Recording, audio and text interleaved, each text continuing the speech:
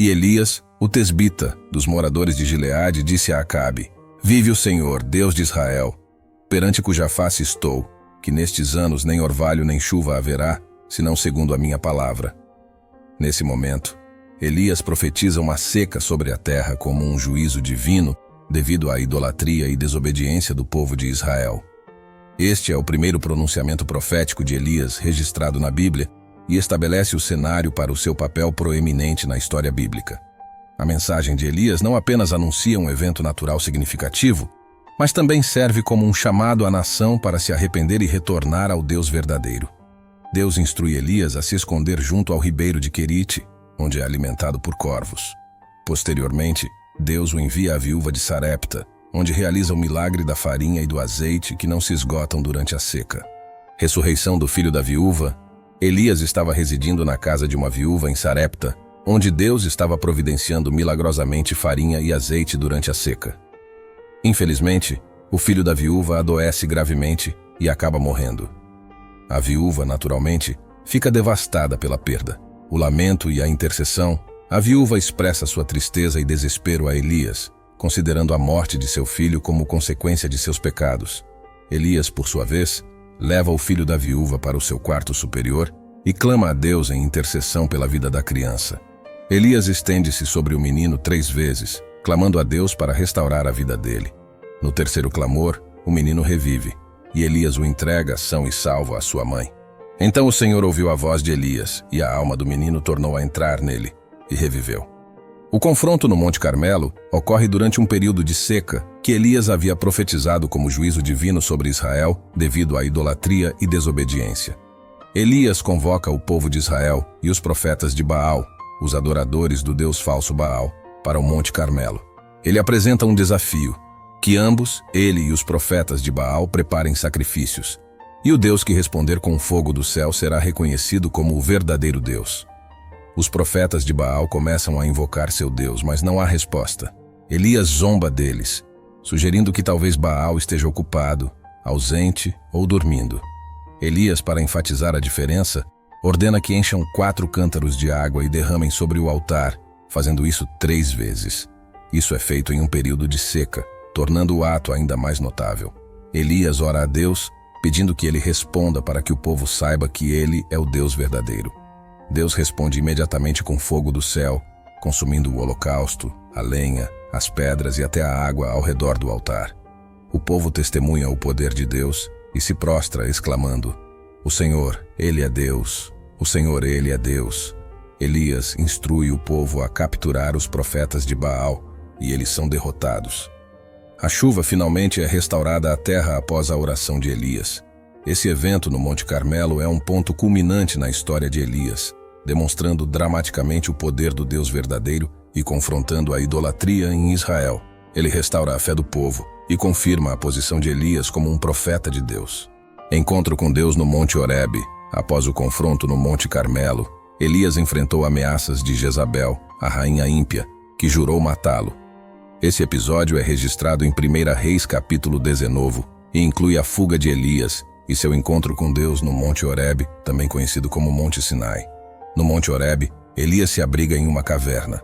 Deus pergunta a Elias por que ele está ali, e Elias responde, expressando sua frustração e desânimo. Deus instrui Elias a sair da caverna e lhe mostra sua presença por meio de ventos fortes, terremotos e fogo. No entanto, Deus não está nesses fenômenos naturais, mas se revela a Elias por meio de uma suave brisa. Renovação de Elias. Ao experimentar a presença de Deus na suave brisa, Elias é renovado em espírito. Deus lhe dá novas instruções e revela que há outros fiéis em Israel. Elias, então, é comissionado para ungir Hazael como rei sobre a Síria, Jeú como rei sobre Israel e Eliseu como profeta que o sucederá. Esse episódio não apenas destaca o cuidado de Deus para com seu servo desanimado, mas também enfatiza a importância do silêncio e da suavidade na comunicação divina.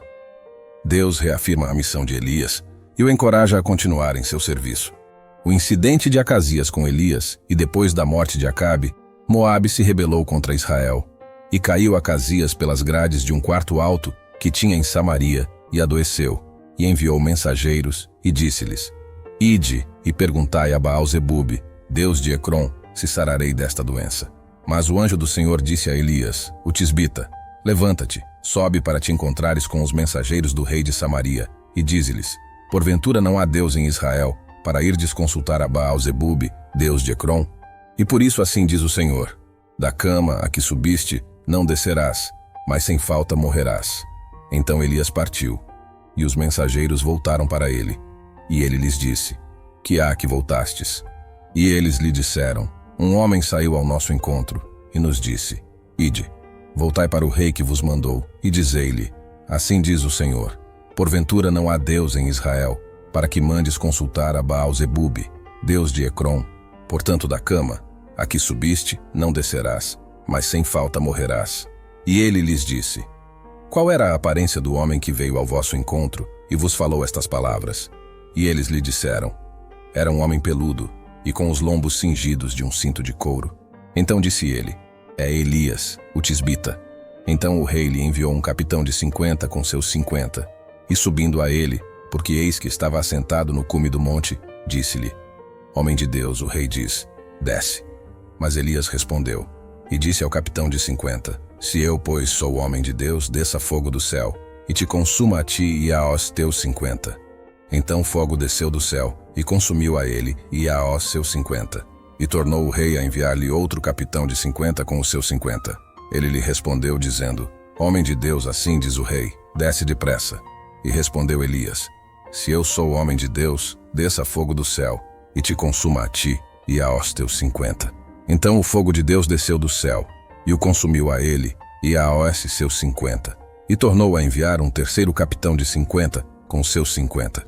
Então subiu o capitão de 50, e chegando, pôs-se de joelhos diante de Elias, e suplicou-lhe, dizendo: homem de Deus, seja, peço-te, preciosa aos teus olhos a minha vida, e a vida destes 50 teus servos. Eis que fogo desceu do céu, e consumiu aqueles 2 primeiros capitães de 50, com os seus 50.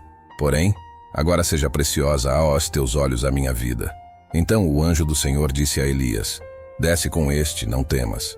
E levantou-se, e desceu com ele ao rei, e disse-lhe: assim diz o Senhor: por que enviaste mensageiros a consultar a Baal-zebube, Deus de Ecrom? Porventura é porque não há Deus em Israel, para consultar a sua palavra? Portanto, desta cama a que subiste, não descerás, mas certamente morrerás. Assim, pois, morreu, conforme a palavra do Senhor que Elias falara. E Jorão começou a reinar no seu lugar no ano 2º de Jeorão, filho de Jeosafá, rei de Judá, porquanto não tinha filho. A ascensão de Elias. Elias havia sido um profeta notável, realizando milagres e confrontando a idolatria em Israel. Estava ciente de que seu tempo na terra estava chegando ao fim, pois Deus o instruíra sobre a nomeação de Eliseu como seu sucessor. A jornada de Elias e Eliseu. Elias e Eliseu viajam de Gilgal para Betel. De Betel vão para Jericó. De Jericó vão para o rio Jordão. Divisão das águas. Elias usa sua capa, e ao tocar as águas do Jordão, estas se dividem, permitindo que ambos atravessem em terra seca. Esse ato lembra o milagre semelhante realizado por Elias e Moisés na travessia do Mar Vermelho. O pedido de Eliseu. Chegando ao outro lado do Jordão, Elias pergunta a Eliseu o que ele gostaria antes de ser levado. Eliseu pede uma porção dobrada do Espírito que estava sobre Elias. Sucedeu que, havendo eles passado, Elias disse a Eliseu: pede-me o que queres que te faça, antes que seja tomado de ti. E disse Eliseu: peço-te que haja porção dobrada de teu Espírito sobre mim. E disse: coisa difícil pediste.